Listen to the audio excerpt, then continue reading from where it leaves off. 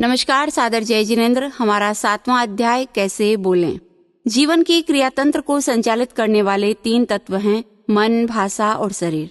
भाषा संबंधों को विस्तार देती है। यदि भाषा नहीं होती तो हमारी दुनिया बहुत छोटी हो जाती। समाज का निर्माण भाषा से होता है। पशुओं के पास विकसित भाषा नहीं होती, शायद इसीलिए उनके समूह को समाज भी नहीं कहा जाता। भाषा से अंतर के भावों की अभिव्यक्ति होती है। हम अपने विचारों को बोलकर दूसरों तक पहुंचा सकते हैं।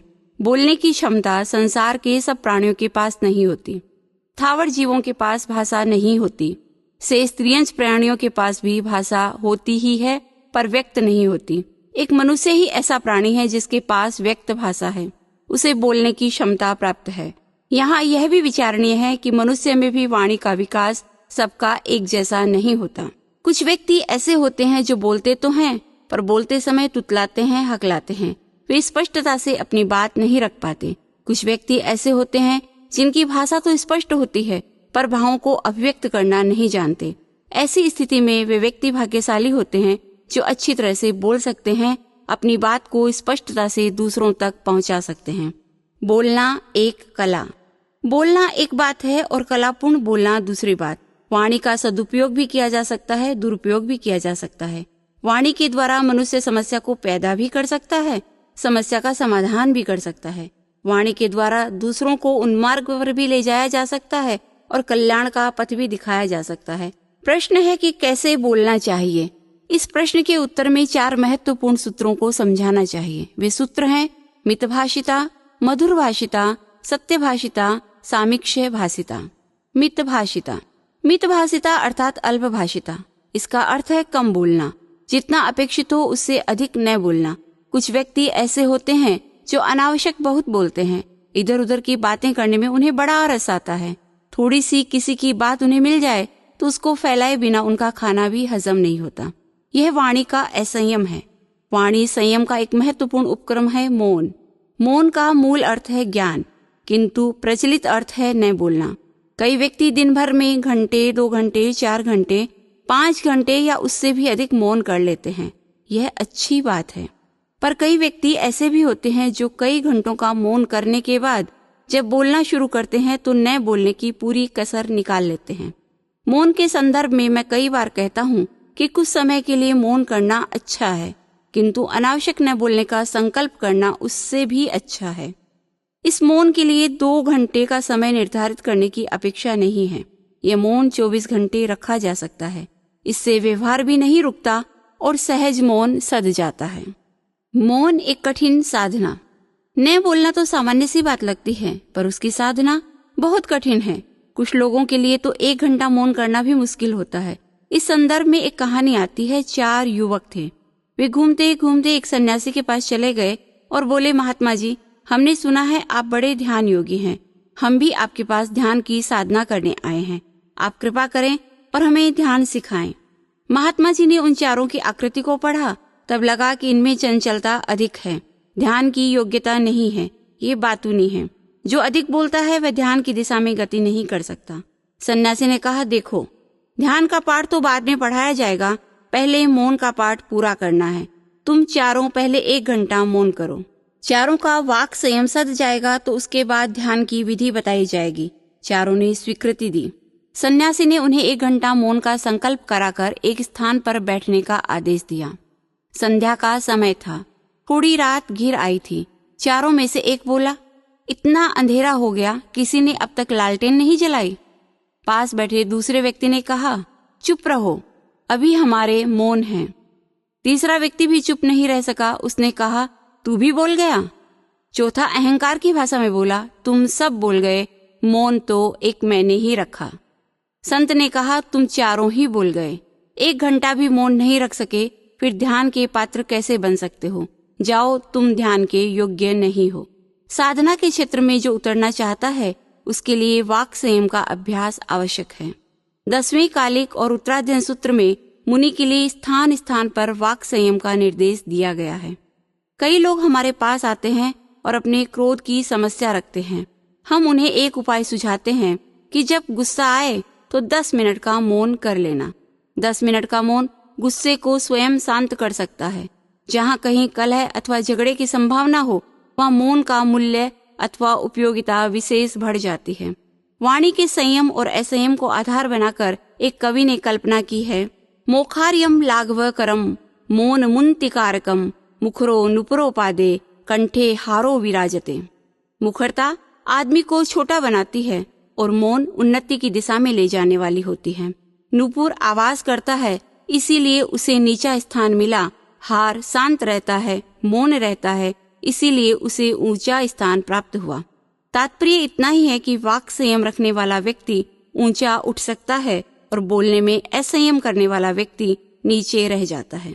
कोई वक्ता स्टेज पर आता है और बहुत लंबा बोलता है।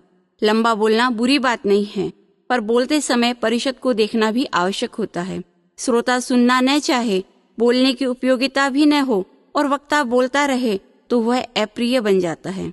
बोलना उतना ही चाहिए जितनी उपयोगिता हो, आवश्यकता हो और लाभ की संभावना हो।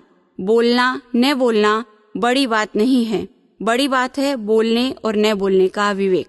जहाँ बोलने की अपेक्षा नहीं वहाँ बोला जाए और जहाँ अपेक्षा हो वहाँ मौन कर लिया जाए, ये दोनों ही अनुचित हैं। एक धर्माचार्य थे, उन्होंने 3 शिष्यों को एक गांव में जनता को उपदेश देने के लिए भेजा। तीनों शिष्य गए, 4 महीने का वहां प्रवास किया। प्रवास काल में तीनों ने मौन स्वीकार कर लिया। प्रवास पूर्ण कर गुरु के पास पहुंचे। गुरु बोले, जनता को क्या उपदेश सुनाया? तीनों ने कहा, हमने तो सुनाया ही नहीं, 4 महीने का मौन कर लिया था। गुरु ने कहा, तुम लोगों ने अच्छा नहीं किया, मैंने तो उपदेश देने के लिए भेजा था। उपदेश न देकर मौन करना तो आज्ञा की अवहेलना है। इस घटना के संदर्भ में शिष्यों का मौन करना भी अनुचित था।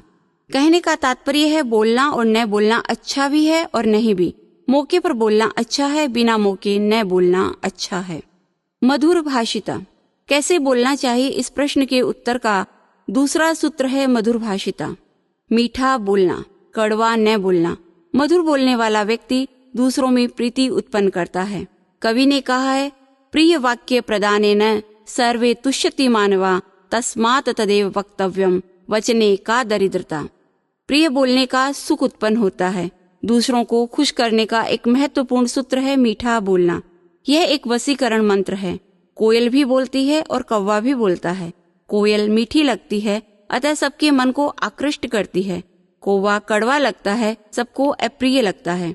किसी को शिक्षित करने में मधुर शब्दों का प्रयोग का जो असर होता है वह कटु शब्दों के प्रयोग का प्राय नहीं होता। एक लड़का 5वीं कक्षा में पढ़ता था। परीक्षा हुई, परीक्षा परिणाम आया। लड़का अनुत्तीर्ण घोषित हुआ। वह पिता के पास आया। पिता को बहुत गुस्सा आया। उत्तेजनापूर्ण शब्दों में लड़के को डांटते हुए उसने कहा, तुम नालायक हो, दिन भर टीवी देखते रहते हो, पढ़ने से जी चुराते हो, क्यों मेरा पैसा बर्बाद किया? पिता के इन आवेशपूर्ण शब्दों ने पुत्र के मन में तीव्र प्रतिक्रिया पैदा कर दी। सोचा, फेल भी हो गया तो इतना डांटने वाली कौन सी बात थी? जो पढ़ता है वही तो फेल होता है। पिताजी ने इतना डांटा है, इसका कभी मौके पर बदला लूंगा। बदले की भावना जग गई। उसी कक्षा में दूसरा लड़का पढ़ता था, वह भी फेल हो गया था। उसके पिता को जब इस बात का पता चला तो उसने अपने पुत्र से कहा, बेटा चिंता मत करना, लगता है तुमने इस बार मेहनत कम की है, एकाग्रता से अध्ययन नहीं किया है, पर कोई बात नहीं, अब गर्मी की छुट्टियां सामने हैं। मानसिक एकाग्रता के विकास के लिए ध्यान का अभ्यास करो, मन लगाकर अध्ययन करो और श्रम करो। मेरा विश्वास है अगली बार तुम अच्छे अंकों से पास हो जाओगे। पिता की शांतिपूर्ण शिक्षा ने पुत्र में आत्मविश्वास उत्पन्न किया। अगली बार परीक्षा में वह सर्वाधिक अंकों से अपनी कक्षा में उत्तीर्ण हुआ। 2 विद्यार्थियों के 2 चित्र हैं। इनसे यह प्रेरणा ली जा सकती है कि मधुर बोलकर, शांतिपूर्ण तरीके से बोलकर व प्रिय बोलकर जो काम कराया जा सकता है वह अप्रिय व कटु बोलकर नहीं कराया जा सकता। हाँ, क्वचित कठोर भाषा की उपयोगिता भी हो सकती है, पर सर्वत्र नहीं। सत्यभाषिता, कैसे बोलें, इस प्रश्न के उत्तर का तीसरा सूत्र है सत्यभाषिता। सत्यभाषिता अर्थात यथार्थ बोलना। जहाँ तक बन सके आदमी को झूठ बोलने से बचना चाहिए। झूठ बोलने के मुख्य कारण है क्रोध, लोभ, भय और हास्य। झूठ बोलने वाला व्यक्ति अपना विश्वास खो देता है। साधु के लिए तो नियम है कि वह सत्य महाव्रत का पालन करे, कठिन से कठिन परिस्थिति में भी असत्य का सहारा न ले। गृहस्थ भले ही पूर्ण सत्य का पालन न कर सके, फिर भी बहुत अंशों में वह असत्य से बच सकता है। सत्य से बचने वाले व्यक्ति के जीवन में सहज ईमानदारी अवतरित हो जाती है। सत्य में इतनी शक्ति होती है कि कुछ अंशों में आदमी में भगवत्ता प्रकट हो जाती है। सत्यवादी व्यक्ति को वचन सिद्धि प्राप्त हो सकती है। राजस्थानी में कहा गया है, सांच बरोबर तप नहीं, झूठ बरोबर पाप, जाके हृदय सांच है, त्या हृदय प्रभु आप। सामीक्ष्य भाषिता कैसे बोलें, इस प्रश्न के उत्तर का चौथा सूत्र है सामीक्ष्य भाषिता। सामीक्ष्य भाषिता अर्थात विचार पूर्वक बोलना। यह एक महत्वपूर्ण बात है। जो व्यक्ति बिना प्रयोजन, बिना अवसर के बोलते हैं, सज्जन व्यक्तियों की दृष्टि में उनका महत्व नहीं होता। किसी बड़े आदमी तक अपनी बात पहुंचानी हो तो अवसर की खोज करनी आवश्यक होती है। उचित अवसर पर शालीनता से रखी गई बात का मूल्य होता है। बिना अवसर जल्दबाजी में अशिष्टता से यदि कोई बात रखी जाए तो उसका मूल्य नहीं होता। पहले तोलो फिर बोलो। यह सूक्ति व्यक्ति को चिंतन पूर्वक बोलने की दिशा में प्रेरित करती है। चिंतन पूर्वक बोलने वाले व्यक्ति को मितभाषिता, मधुर भाषिता, सत्य भाषिता और सामीक्ष्य भाषिता स्वतः सध जाती है।